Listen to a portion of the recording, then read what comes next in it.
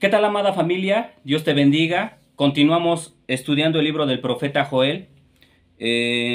Las semanas pasadas hemos estado aprendiendo que una plaga de langostas ha invadido a esta tierra, el reino de Israel, específicamente el reino del sur, Judá, donde Judá se ha quedado sin frutos, tanto en un sentido literal porque prácticamente se están quedando sin nada de alimento para saciar su hambre, para cubrir sus necesidades, pero también se está quedando sin frutos en un sentido espiritual.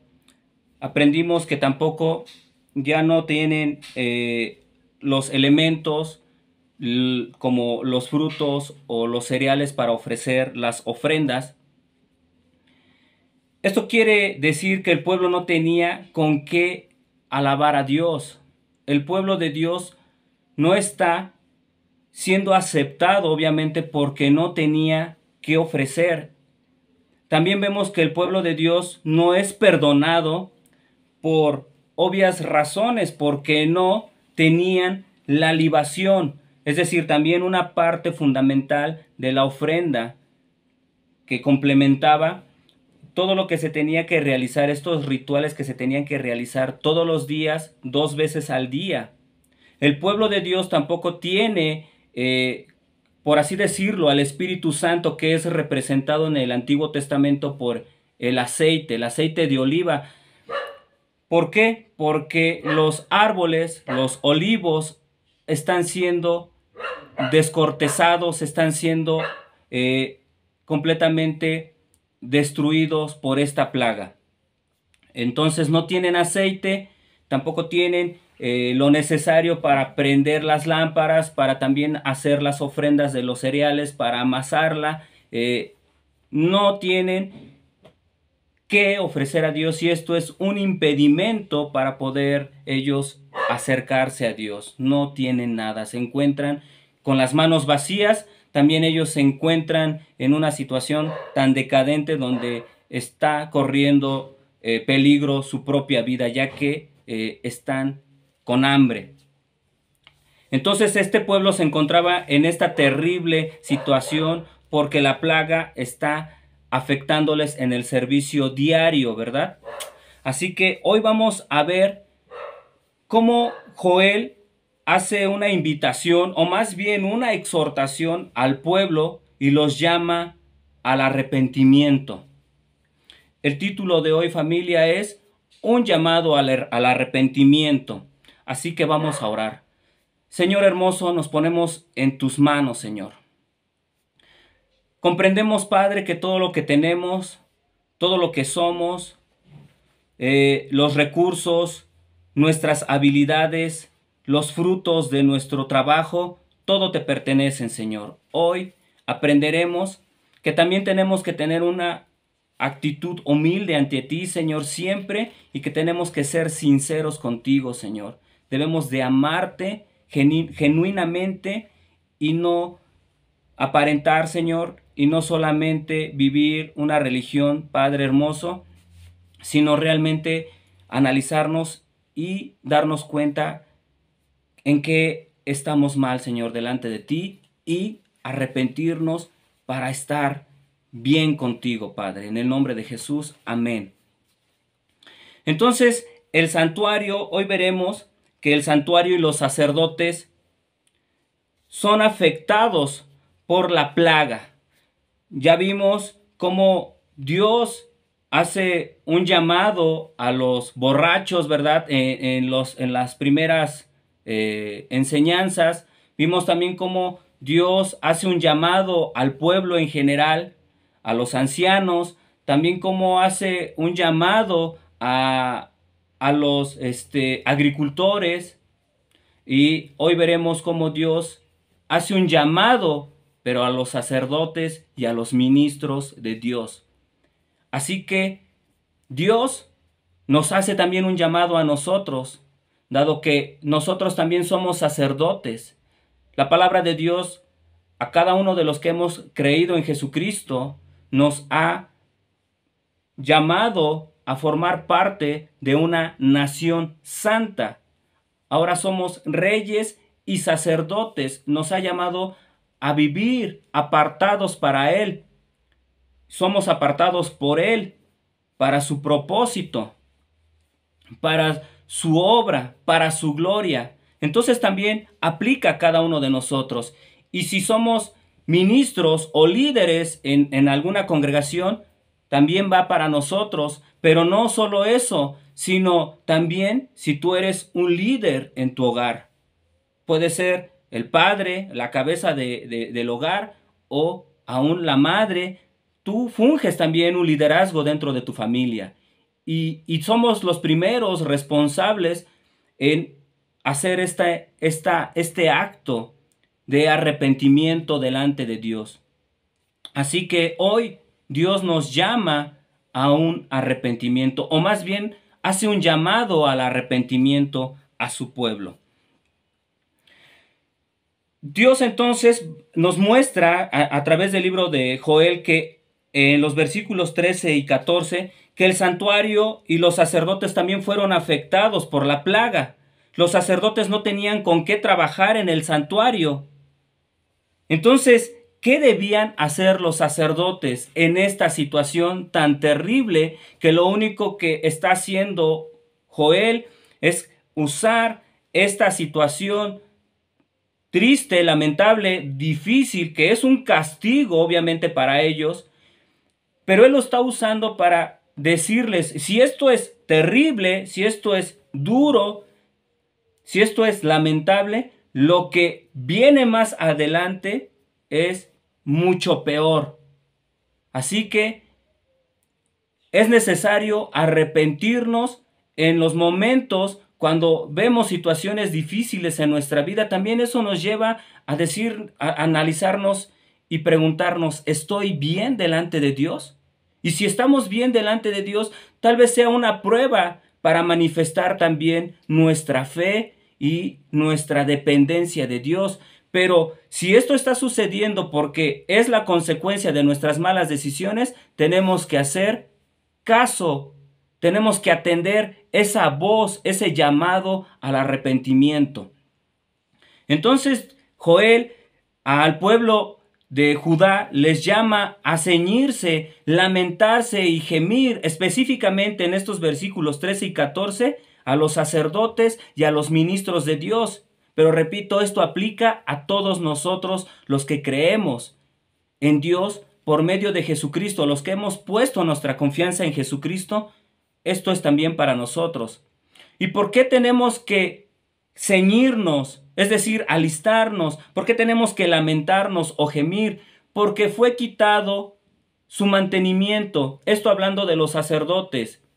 Fue quitado las primicias, las ofrendas, de donde ellos también tomaban su ración y con la cual ellos cubrían sus necesidades. Ellos no tuvieron heredad, era la forma en la cual ellos iban a poder pues mantenerse y también mantener a sus familias. Por lo tanto, los sacerdotes tienen con qué alimentarse a causa, repito, de esta plaga de langostas, literalmente. Los sacerdotes también, por obvias razones, corren el riesgo o probablemente están a punto de morirse de hambre. No hay que el pueblo lleve a ofrecer, entonces ellos no tienen tampoco con qué comer, pero tampoco ellos tienen la oportunidad de llevar a cabo su oficio o su ministerio, de estar sirviéndole al Señor. Eso también debe de causar un dolor en los que conocemos a Dios, nos debe de causar una preocupación y una angustia el hecho de estar desocupados en el sentido espiritual, de no estar haciendo nada para servirle a Dios. Entonces los sacerdotes tienen que ceñirse para lamentarse y gemir. Y obviamente ellos también están sin aceptación, sin perdón y sin Dios. ¿Por qué? Porque ellos también no están llevando a cabo estos sacrificios, no están representando a Dios delante del pueblo y se están perdiendo de tener esta relación con Dios. En otras palabras, lo que aprendimos la semana pasada es que hay una brecha que se ha abierto.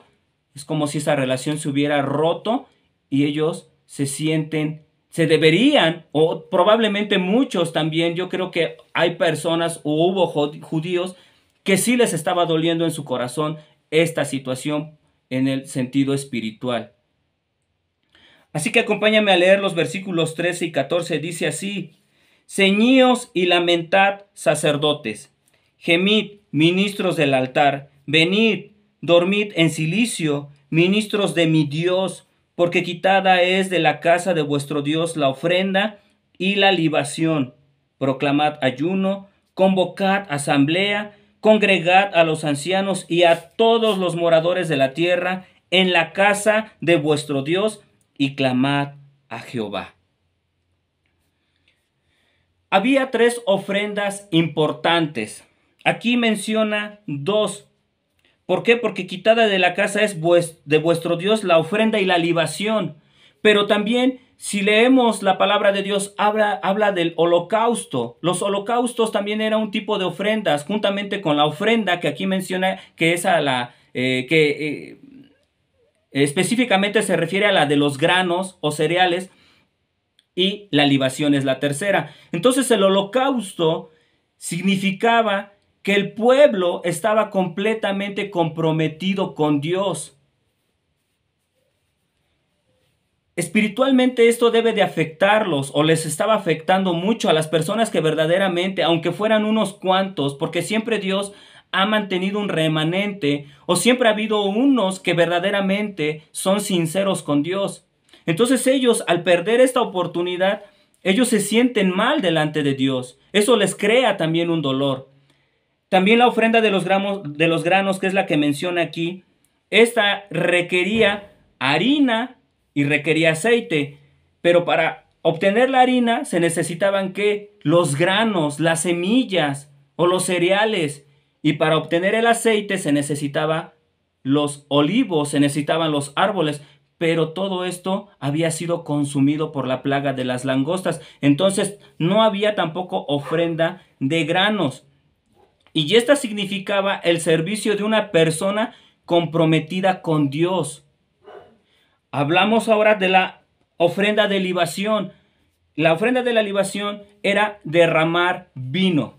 Y lo mismo, no había vides, es decir, no había uvas, no había con qué obtener, o de dónde obtener más bien el vino. Entonces, tampoco había que ofrecer al Señor. Y esto significaba el gozo del creyente por estar sirviendo comprometidamente al Señor. Yo te pregunto, ¿tu compromiso es real delante de Dios? ¿Y experimentas un gozo constante por estar sirviéndole al Señor? Yo creo que sí. Realmente cuando tú sirves al Señor, hay una plenitud, hay un gozo en nuestros corazones porque te sientes pleno. Y no solo eso, te sientes privilegiado por el hecho de que Dios te esté permitiendo colaborar con Él, el poderle aportar de lo que Él te ha dado. Eso es lo que Dios está enseñando en esta parte, que lo que tenemos, lo que Él nos da, es también para, obviamente, cubrir nuestras necesidades, pero es para darle a Él. Debemos ser un sacrificio de gozo en el servicio, familia. Todo el tiempo nosotros que podamos y tengamos la oportunidad de servirle al Señor, tenemos que hacerlo, pero contentos, con alegría, con entusiasmo, con gozo. Dios nos bendice a través del fruto de nuestro trabajo para vivir y para adorar a Dios. Si Dios te prospera, ¿qué dice la palabra de Dios? Conforme a como Él te ha prosperado, tenemos que aportarle, tenemos que bendecirle. Y eso solamente en lo material o en lo económico.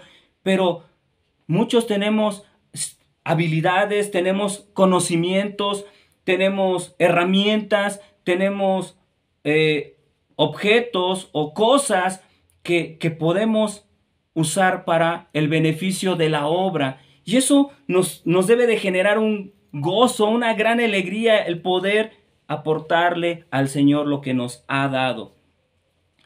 Pero dice que deben ceñirse y lamentar, ¿verdad? En el principio del versículo 13 dice, ceñíos y lamentad. En otras palabras, lo que quiere decir Joel es, prepárense para hacer la obra del arrepentimiento. Aquí Dios está haciendo un llamado al arrepentimiento. Primeramente a los sacerdotes y a los ministros de Dios, para que ellos a su vez convoquen a todos los demás, a todo el pueblo, y les digan cómo tienen que hacer este arrepentimiento, cómo tienen que presentarse a Dios, dónde tienen que presentarse y qué tienen que hacer. Y todo eso nos lo dice en el versículo 14, que dice así, proclamad ayuno, convocad a asamblea, congregad a los ancianos y a todos los moradores de la tierra en la casa de Jehová vuestro Dios y clamad a Jehová. Es muy práctico, muy sencillo. Solo tenemos que disponernos. Ahora, esto es para todos. Algunos podrán decir, pues yo gracias a Dios, yo ya soy creyente, yo ya no peco, yo ya no me drogo, ya no adultero, no miento, no robo. Pero, ¿estás haciendo lo que Dios te manda? Por ejemplo, volviendo al versículo, o más bien a los comentarios anteriores, ¿le estás sirviendo? ¿Confías en Él? ¿Oras? ¿Lees tu palabra, la palabra de Dios? También todo eso, si nosotros no lo hacemos, también es pecado. La palabra de Dios también habla de que es pecado conocer o saber lo que es bueno y no hacerlo. Ahora, en el punto número 1, por así decirlo, del versículo 14 dice, proclamad ayuno. ¿Para qué sirve el ayuno? Quiero que me acompañes a leer primer libro de Samuel, capítulo 7, versículo 6, y dice así, y se reunieron en Mizpa y sacaron agua, y la derramaron delante de Jehová, y ayunaron aquel día, y dijeron allí, contra Jehová hemos pecado. Y juzgó Samuel a los hijos de Israel en Mizpa. ¿Para qué es el ayuno? Para reconocer nuestro pecado, para ir delante de Dios y pedirle perdón. En otras palabras, para ponernos a cuentas. Aquí dice que ayunaron en aquel día y dijeron allí, contra Jehová hemos pecado. Acompáñame a leer también en el libro de Nehemías, capítulo 9, versículo 1 y 2, que dice así, el día 24 del mismo mes se reunieron los hijos de Israel en ayuno y con cilicio y tierra sobre sí. Y ya se había apartado la descendencia de Israel de todos los extranjeros. Y estando en pie, confesaron sus pecados y las iniquidades de sus padres. Otra vez, ayunaron, ¿con qué propósito? Para pedir perdón. Es decir, confesaron sus pecados y aún confesaron y pidieron perdón por las iniquidades de sus padres. Si nosotros nos damos cuenta, los siervos de Dios, en este caso los profetas, se incluyen en el pecado del pueblo. Que ellos también dicen, hemos pecado contra ti, Señor. Te hemos ofendido. No se hacen a un lado y dicen, ellos. Y reconocer que también nuestros padres pecaron y en esa misma línea, porque hemos aprendido las malas actitudes, las malas enseñanzas y nos ha placido hacer esas mismas cosas, entonces es que nosotros tenemos que también confesar esos pecados. Pero es el propósito del ayuno, el arrepentirnos, es para ponernos a cuentas con Dios. El ayuno es para venir delante de Dios con un corazón arrepentido, contrito y humillado. Acompáñame a leer el libro de Jonás en el capítulo 3, versículos 7 y 8 que dice así: E hizo proclamar y anunciar en Nínive, por mandato del rey y de sus grandes, diciendo: Hombres y animales, bueyes y ovejas, no gusten cosa alguna, no se les dé alimento ni beban agua, sino cúbranse de cilicio, hombres y animales, y clamen a Dios fuertemente, y conviértase cada uno de su mal camino, de la rapiña que hay en sus manos. Para eso es el ayuno, para convertirnos de nuestros malos caminos, para alejarnos de nuestras malas obras, para reconocer delante de Dios y clamarle misericordia, que nos perdone, que lo hemos ofendido, que lo único que hemos hecho es ir en contra de su voluntad. Tenemos que ser sensibles, familia. A veces dejamos pasar muchas cosas en nosotros, en nuestra conducta, en nuestros pensamientos, en nuestro estilo de vida. Nos vamos acomodando y como ya no robamos, ya no matamos, y si es que Dios te trajo de alguna de esas situaciones, de ese trasfondo, ya no andas adulterando, ya probablemente ya te dedicas a trabajar, ya no andas robando. Pues tú dices, pues ya soy bueno, según, y crees que estás bien delante de Dios. No, todos los días tenemos que examinarnos. Y si es probable, y si así Dios te pone en tu corazón, como hoy a través de este mensaje, que te propongas ayunar, es con esa finalidad. No es para que te mande tu esposa, no es para que le hagas manita de puerco a Dios y te conceda el carro o la casa que tú quieres o el trabajo que tú quieres o para que prospere tu negocio. El ayuno es para que nosotros vengamos a la presencia de Dios y nos pongamos a cuentas. Ese es el propósito. Por eso les dice: gemid, ministros del altar, y dormid en cilicio. Y esto quiere decir, ya lo hablamos la semana pasada, vístanse de luto. Cuando una persona, a alguien, perdón, se le ha muerto un ser amado demasiado, un ser que él o ella quería mucho, obviamente te vistes de duelo, es decir, de cilicio, de ropas de luto. Y creo que si cuando te duele en tu corazón la pérdida de esa persona a la que tú amabas tanto, ¿por qué? Porque ya no la vas a ver, porque ya no vas a escucharla, porque ya no vas a pasar tiempos padres con ella, ya no vas a poder recurrir también a esta persona en momentos tal vez en donde requieras un consejo o la compañía. Creo que lo que menos pasa por tu mente es comer. No tienes ni apetito porque te duele en tu corazón. Este es el mensaje, este es lo que Dios quiere enseñarnos y dejarnos en nuestro corazón y en nuestra mente, que así debe de ser de profundo el dolor en nuestro corazón cuando nosotros rompemos esta relación con Dios y nos vemos afectados en este sentido. Esto es lo que estaba pasando el pueblo. Al no tener los elementos, al no tener lo necesario para las ofrendas, ellos ya no, en otras palabras, ya no platicaban con su amado, ya no escuchaban su voz, ya no veían su provisión. Y debe de preocuparnos.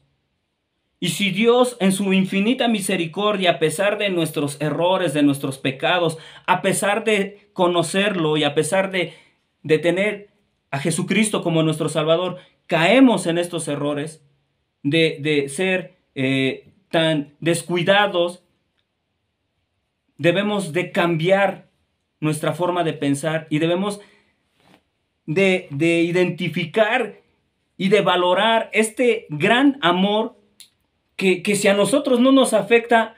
Fíjense cómo es posible que a Dios le interese más el mantener una relación con nosotros que a nosotros mantener esta relación con Dios. Tanto que por eso es que Él trae este tipo de situaciones lamentables. ¿Para qué? Para sacudirnos y para que reaccionemos y valoremos la presencia de Dios, su compañía, su amor, su provisión. Simplemente el poder tenerlo a Él siempre a nuestro lado sin que haya algo que nos separe de Él, en este caso el pecado.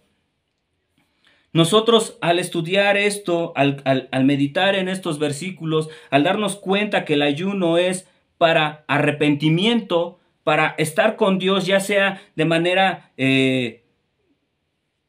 colectiva, en la asamblea o de manera individual, tú, en tu casa, en tu cuarto, lo que tenemos que hacer es eso, arrepentirnos. Es para ponernos a cuentas, es para decirle, Señor, perdóname.